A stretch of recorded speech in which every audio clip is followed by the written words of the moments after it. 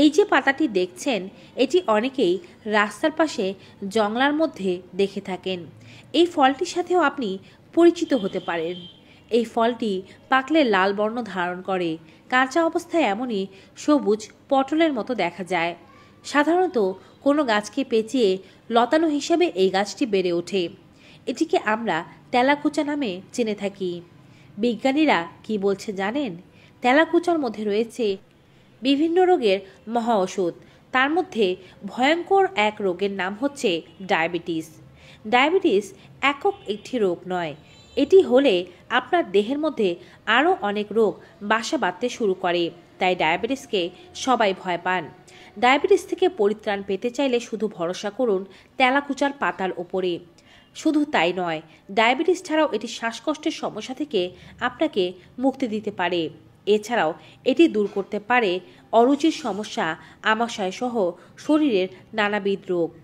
কিভাবে ডায়াবেটিসের ক্ষেত্রে তেলাকুচা ব্যবহার করবেন জানতে সম্পূর্ণ ভিডিওটি দেখুন। থায়ামিন কার্বোহাইড্রেটকে গ্লুকোজে পরিণত হতে সাহায্য করে। তেলাকুচায় উল্লেখযোগ্য পরিমাণে থায়ামিন পাওয়া যায়। এটি পরিপাকে সহায়ক একটি সবজি অথবা পাতা। তেলাকুচার পাতাকে অনেকেই শাক হিসেবে খায়, এর ফলকে অনেকেই সবজি হিসেবে খেয়ে থাকে। অনেকে আবার মনে করে থাকে তেলাকুচা বুঝি বিষাক্ত। না, তেলাকুচা বিষাক্ত নয়। তেলাকুচা উপকারী, পাশাপাশি এটি ওষুধি হিসেবে বিভিন্ন জায়গায় ব্যবহার করা হয়ে থাকে।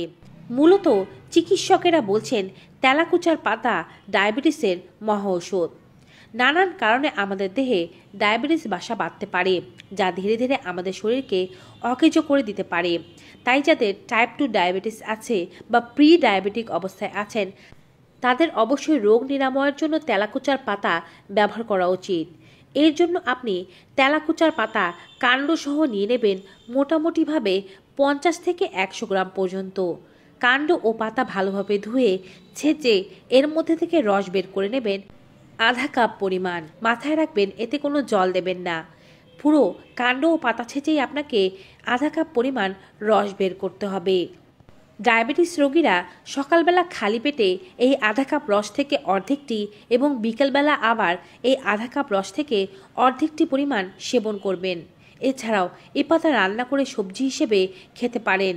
এভাবে দিনে 2 বার রস সেবনের মাধ্যমেই কোনো প্রকারের ওষুধ, মেডিসিন কিংবা ইনসুলিন ছাড়াই আপনার ডায়াবেটিস কন্ট্রোলে চলে আসবে।